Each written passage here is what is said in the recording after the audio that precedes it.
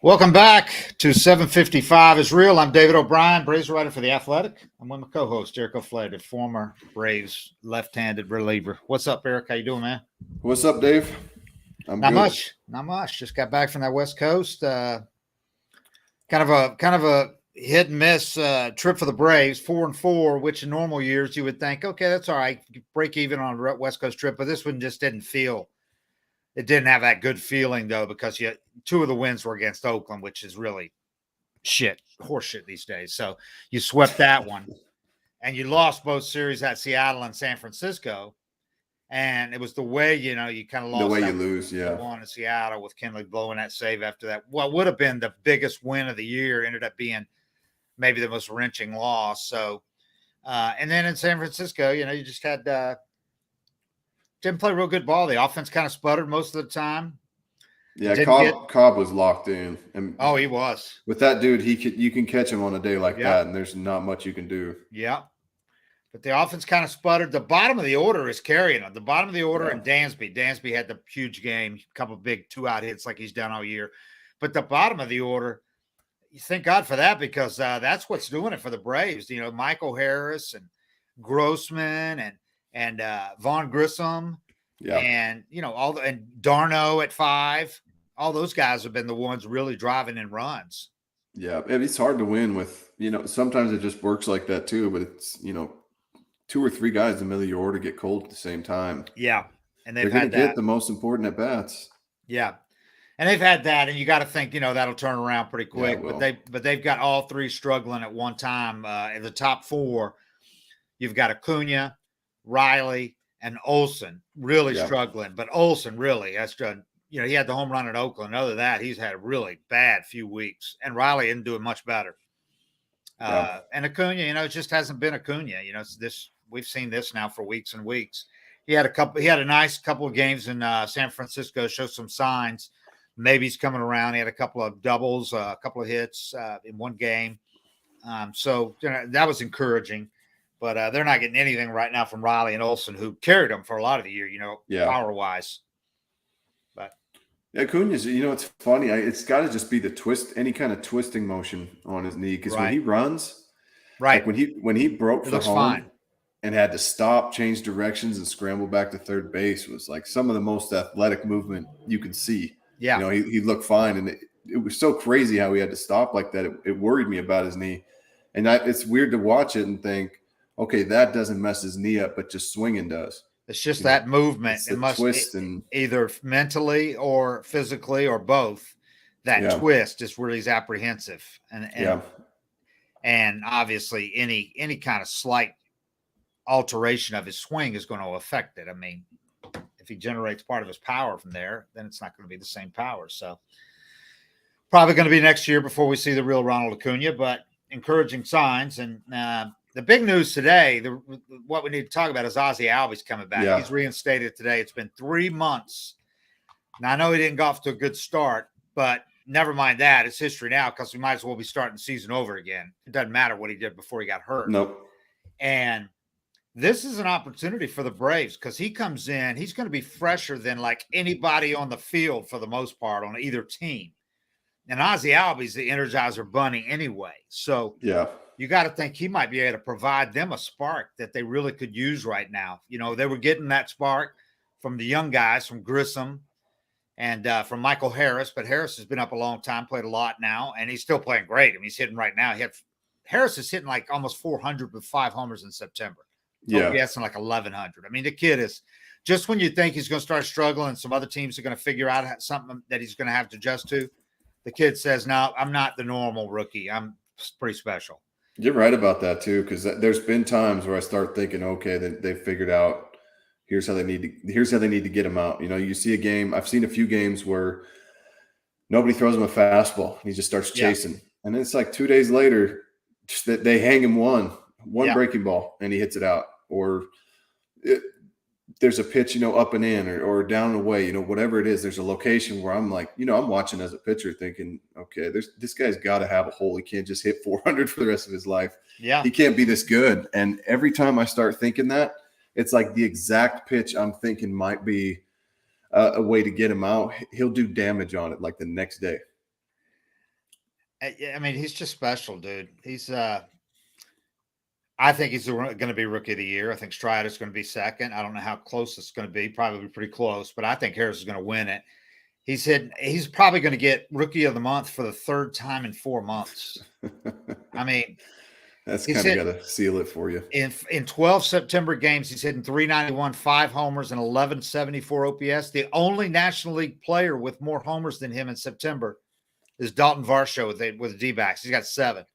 And Justin Turner at 1230 OPS is the only NL player with an OPS higher than him in 25 or more bats this month.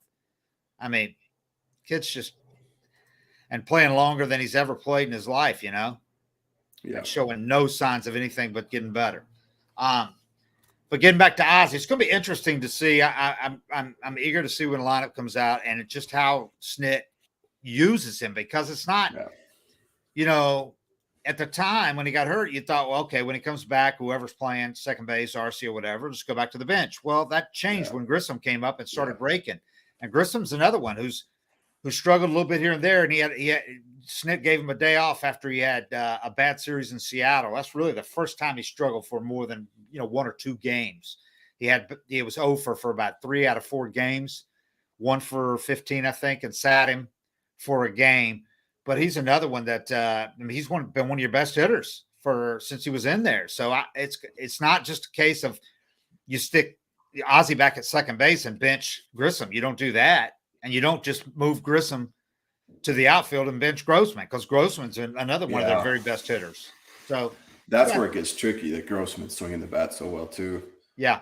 I don't know. I like the idea of energy this time of year. I think it's great getting Ozzie back, but I don't like taking energy out of the lineup. And you got to get Grissom, has to stay in there somewhere. If it's got to be left field or DH, whatever you have to do.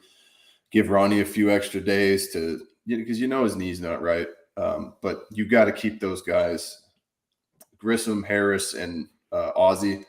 I just want to see him hit, and I want to see him run, because it just feels good as an offense when they lead off innings with doubles or go first to third on a single. Those things that gives energy to the whole team.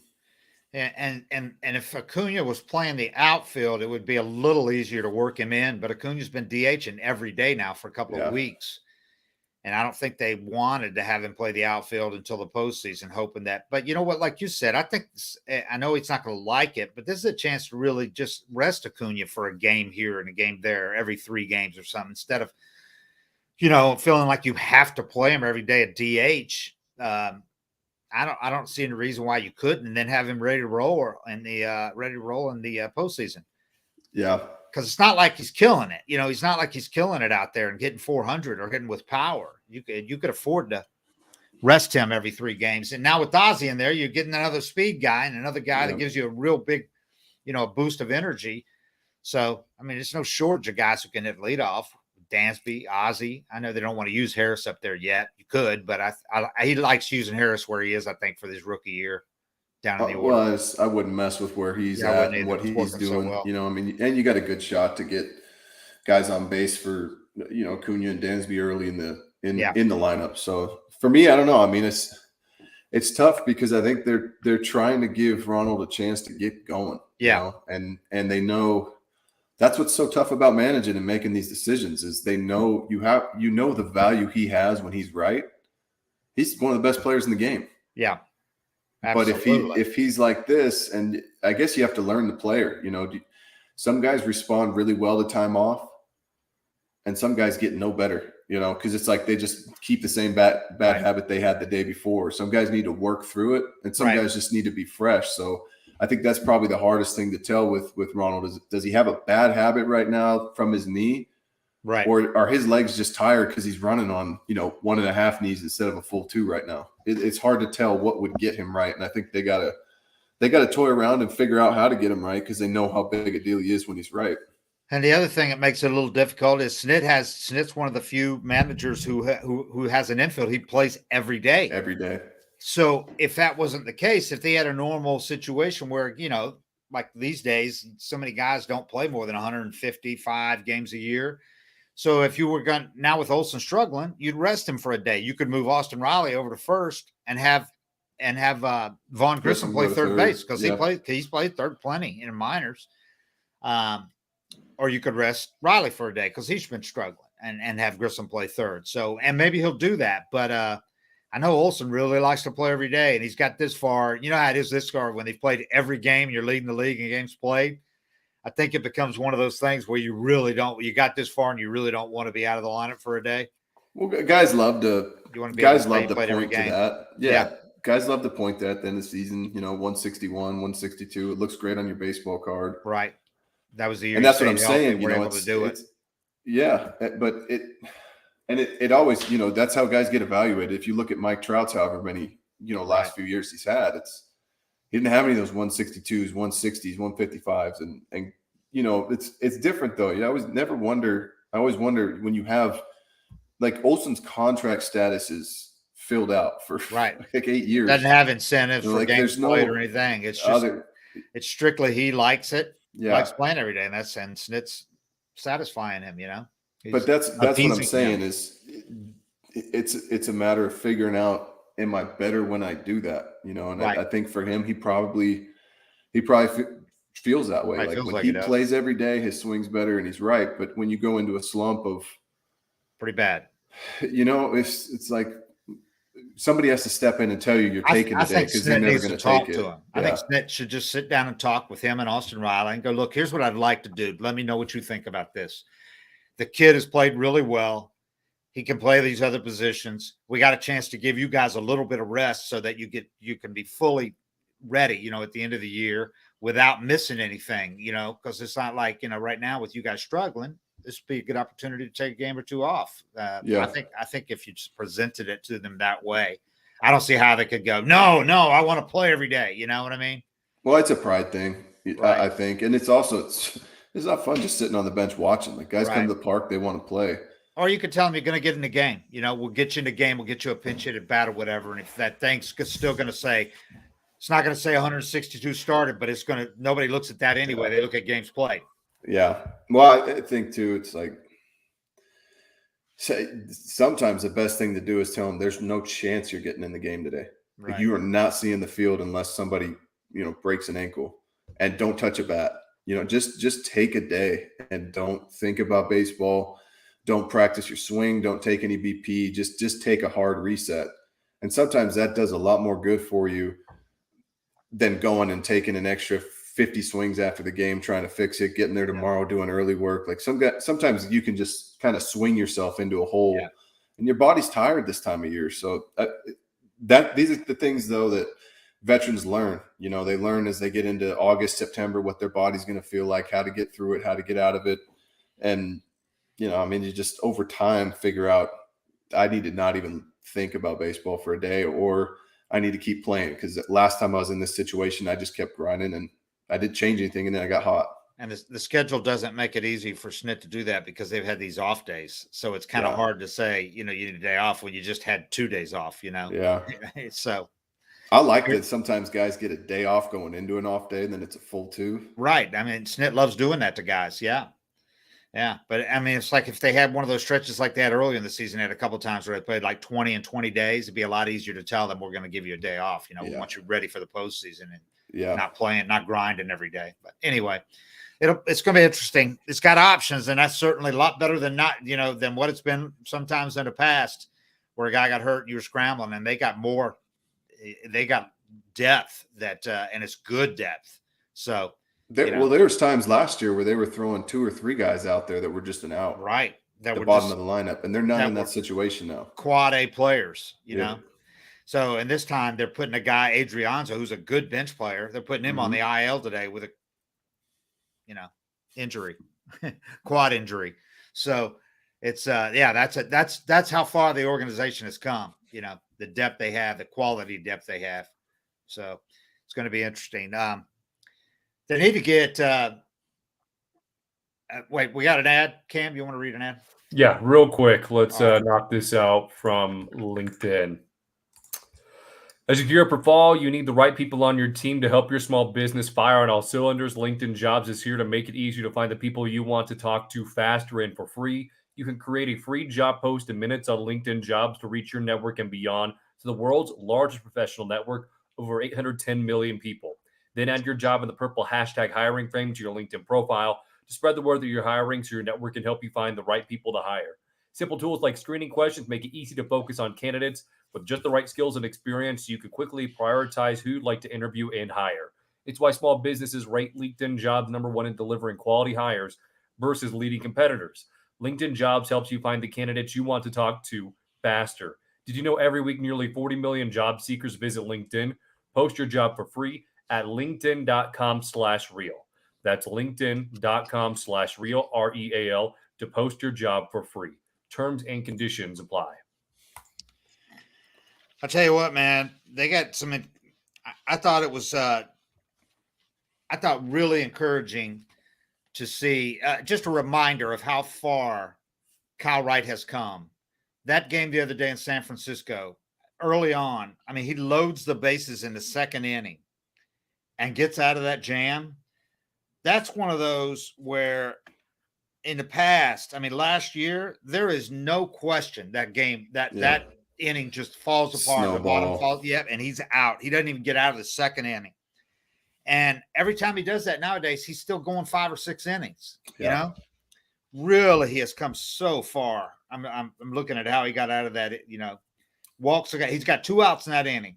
And then he walks. He gives up a walk, gives up a single, another walk, loads the bases, and gets Yastrzemski to fly out to end the inning. Gets out of that scoreless inning.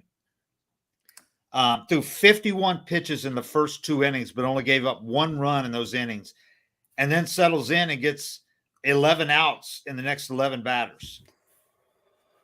Yeah, you know, that's another one of those things where where we talked about it in the past, how hard it was to develop all these young starters while you're trying to win divisions and World Series. Yeah, because it's an awesome thing that he got the chance to fail so many times in those situations and learn the mindset that's going to get him through it and get him out of it. There was always, you know, for me, I learned early on in my career, if I gave up like a leadoff double, I would let innings kind of get out of control on me in a hurry, and you'd give up a leadoff double and you'd think you can't let that run score. Yeah. I learned, you know, about right around the time I came to the Braves, just say, screw it. He's in, he's scoring. Not another base runner gets on. I'm just going to make pitches. That's an earned run. You know, we got a 3-run lead, that run's scoring, but this inning's not going to get out of control. And I just make pitches from there, you know, and sometimes just by making quality pitches, you get an infield pop-up. And then maybe you walk a guy because you're being careful with him and get a double play, and you get out of an inning where you had a runner on second and no outs, versus a lot of guys will jump in the mindset of, I got to have, it's going to take a couple strikeouts to get out of this. Mm-hmm. Next thing you know, you walk a guy, hang a slider. Now you're second and third, no outs, and the run's already in, and the inning completely spiraled on you. You know, just got completely out of control. You kind of learn those things after being in those situations and messing them up. And so Kyle's pretty lucky that he got so many opportunities to fail like that, because it's given him the mindset he has now to be able to get out of those jams. And it's also, once you've done it and gotten through it just one time, now you know you can do it. And now when he gets in those situations, he knows, because he's done it a lot this year. He's been in some situations that look hairy, and he's just weaseled his way through it, weaseled his way out of them, kind of minimized the damage and put together a good start. Now, every time he does it, he knows he can still have a good start. Like, this isn't the end of the world. I got first and second, no outs in the second. Crowd's getting kind of loud. I'm in a 2-0 count. Let me just throw a quality pitch, because last time I was in this situation, I threw a quality pitch, you know, got a ground ball, and everything was okay. But you kind of have to go through those situations quite a few times to learn the proper mindset for yourself. So he gets through those first 2 innings in 51 pitches and ends up going 5 1/3 and getting his 18th win. Yeah. Nobody else in the majors I don't care has what you say about wins either. Nobody else has in the majors has more than 16. Unless somebody got their 17th yesterday. I didn't look. But the 18 wins, man. He's got a real chance of getting 20. Yeah. Nobody's done that since Russ Ortiz here. Yeah, and that's what I'm saying. I don't, you know, people, you could say you don't value pitcher wins. Right. But if a pitcher wins 20 games, there's no fluke about that. Yeah. I mean, dude had a year. That's one of those things that sticks with you the rest of your career. You could say former 20-game winner. Yeah. Yep. So, and then the night before, another encouraging sign from Strider. On a night, Strider is so good now that on a night when he has maybe one of his worst starts, he gives up a career high 9 hits in 5 innings. The guy gives up 3 runs, 2 earned runs with 1 walk and 9 strikeouts. That's a bad start for him. Yep. In his rookie year. So, I mean, what this kid is doing, it really cannot be overstated how good he's been. Strider, when you look at him for the month now, 2-1 in 3 starts with a 1.89 ERA, 34 strikeouts with 4 walks in 19 innings. That's insane, man. Yeah. I was shocked to see him give up that many hits, but yeah, I think he just, he was falling behind in almost every count, it felt like, and throwing a lot of pitches. And you got to give them credit for having a good approach. Oh, they did, yeah. Same team that got him before too. Yeah, they weren't intimidated by his fastball, and they were making him make pitches. But either way, I mean, that starts, it's just like we were talking about. That's one that could have easily been 4 innings, 6 runs, hit the showers, learn nothing, get nothing out of it.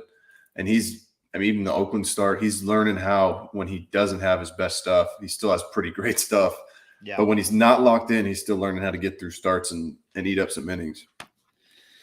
Yeah, so there were some things to be encouraged about, and I mean, most importantly, the fact that you got those 2 young kids who never pitched this long in a season.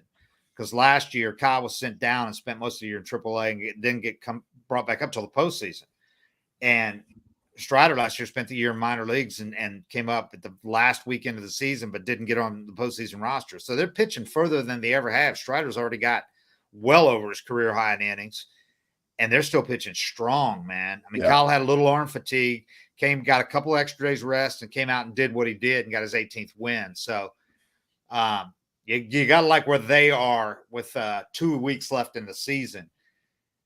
Not feel as good about a couple of other guys in the rotation, but Fried and Strider have pitched really well.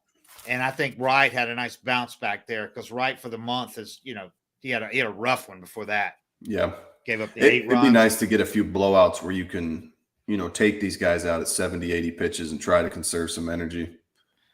Yeah. On the other hand, Charlie is he just doesn't look like the old Charlie right now. And I mean, I know he's got the postseason pedigree and all that, and you think he's going to be able to get by with guile and all that in the postseason, but like the other day, he just didn't have an answer for what the Giants were doing to him. Yeah. It was just a rough day.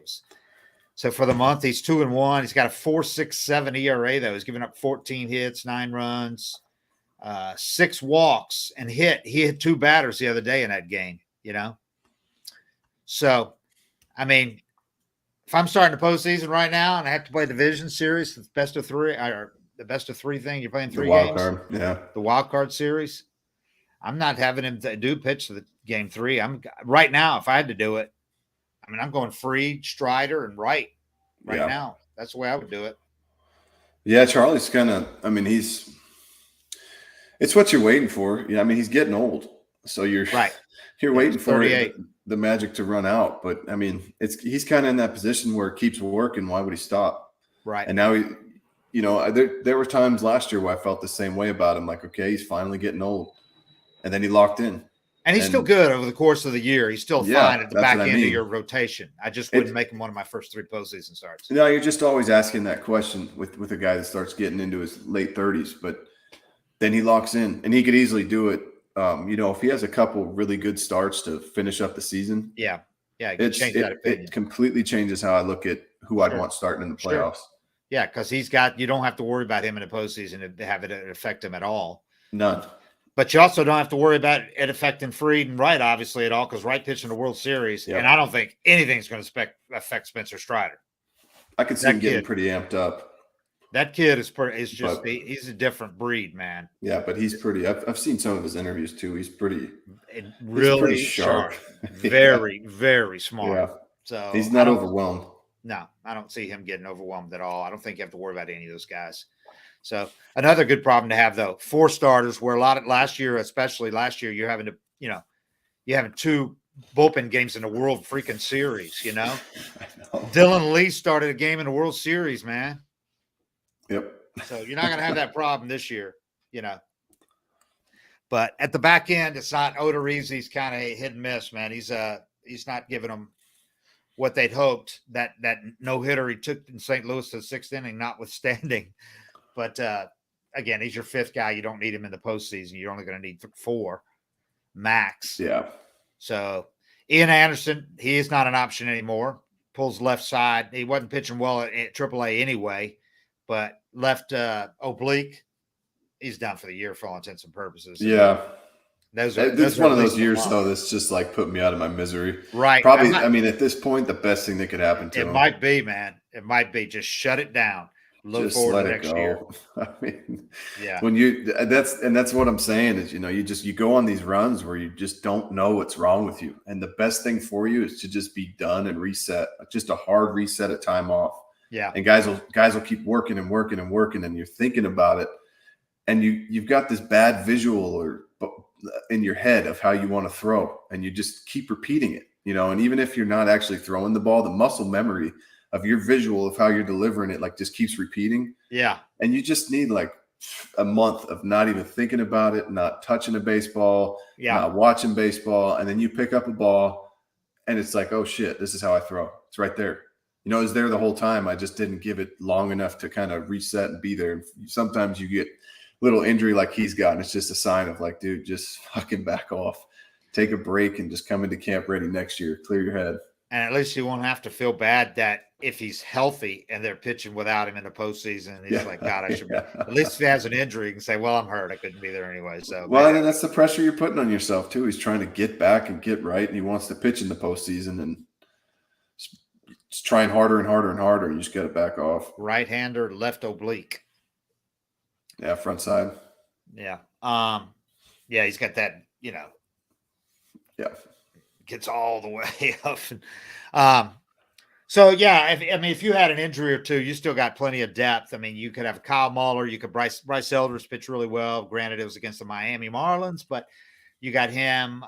Soroka, I don't think. I mean, we've said all along we didn't think Soroka was going to be a real postseason option. And you'd be pleased if he came back and maybe gets in a game. If he can get in a game, if the Braves can clinch. Yeah, let him get in there in that last game of the season. If their postseason is decided and that game can't mean anything on positioning or anything like that, and he's ready, I would let him do it. If you thought he could do well, I wouldn't want to throw him out there if I didn't think he was going to pitch well. But he's had some good starts and bad starts in AAA. But I mean, if he's been shaky, even just to give him an inning out of the pen, just tell him this game doesn't matter. You're going to throw the 9th inning no matter what. Right. So that he can have a kind of a scripted warm up to it. But just to give him the peace of mind and officially be back on a big league mound after all there's got to have been so much doubt and so much just garbage days rehabbing where you just feel like I might not never step on a big league mound again. But if I could give him that, I would. But if it's settled, though, if it's settled, I'd give him a start, and it allows you to maneuver your starters too. Yep. I mean, that one of those guys could definitely use a day, one less start. So I guess if it's settled, just have him start the game. If it's settled that last weekend, and it's going to be against the Marlins too. So if it's settled, I'd either have him or Bryce Elder, obviously, and I wouldn't be surprised at all if Bryce Elder starts one of those because they finished with the Marlins. Yeah. Bryce Elder's pitched great against them twice, so it wouldn't surprise me at all if he pitches one of those games. I'm going to put money on it not being settled, though. Yeah. I feel the way it's going. That Marlins series, that Mets series, that last home series is going to be big. I mean, you got to think it's going to come down to that. It will. Yeah. If it doesn't, I think the Braves would be in trouble because they'd have to get extremely hot to have already put them away by then. Right. And then they finished against the Marlins. And the Mets finished against the Nationals, so it's kind of a toss-up. It's like, okay, both teams should. It'd be cool, though, if they went into those two tied. It'd be better if the Braves had a big lead, 1 or 2 games. But it's going to be fun to watch that series because if it's, even if they're a game or two apart, the whole thing can flip-flop in a head-to-head series. And the Braves got to feel good playing those guys at home, man. They've had great home crowds. They played well against them last time. Big weekend this week coming up. We got Philly because the Philly series is looming pretty large now. The Phillies have been relevant in the second half. They're going to make the playoffs right now. It's in and out, but there's a chance the Braves could play the Phillies in the first round, man, which would be kind of weird, but there's a real chance it could be them or the Padres. So this series this week at Philly or next week is going to be kind of big. And then you got a road trip where you really should make some hay with the Phillies and the Nationals. Phillies are always tough at Philly though. Yeah. And they're pitching depending on who you're going to get. Cause if you're going to get, Wheeler and Nola, yeah, they do all right against Nola, but Wheeler, they got some tough pitching, man. And then you got the Nats who they've played great at Nationals Park in the last 3 years, man. I mean, unbelievable. That's been their best venue for the Braves has been Nationals Park. So they need to go that up there. one. Yeah, that's a lot less hostile atmosphere than Philly, especially if Philly's in it. Especially these days, man. Nats Park is a ghost town, but the Braves have really played well there. So that one's going to be big. But first, they got this weekend series here, and I know they're looking forward to it because coming off the West Coast is always tough. But in September, man, it's tough going out there. End of the year. Yeah. So you come home, you got the Phillies and the Nats here, and then you got the Phillies and the Nats on the road. So this will be a good – all the rest of the games are against National League East opponents for the Braves. I like they do that. Yeah. So these are – with 6 games against the Nationals in the next week and a half, they should really or the next 2 weeks, they should really take advantage of that, because the Mets have got a real soft schedule too. And the Mets so far have not taken advantage of their soft. No. They got swept by the Cubs, man. I know. So the Braves got really fortunate. They went out there and lost 4 games and only lost a half game in the standings and another half game last night when the Mets won on the day the Braves were off. So they're only a game back. I mean, and they're right there after playing, blowing a couple of games out on the West Coast and not playing particularly well, not getting much from the big bats.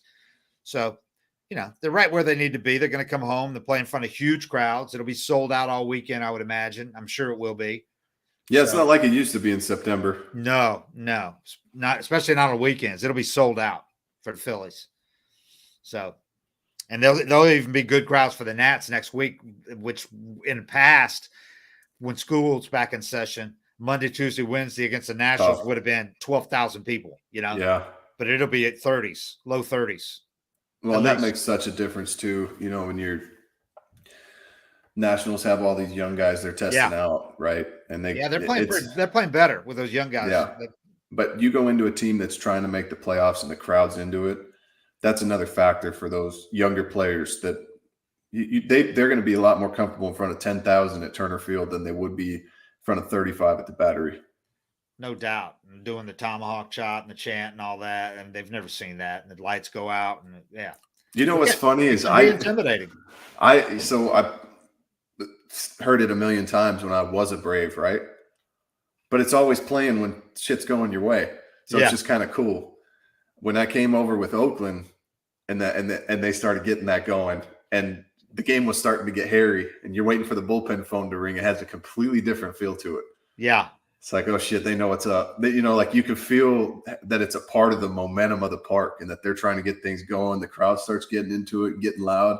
I think it definitely puts a pressure on the other team that you might not feel as much when it's on your side. Yeah.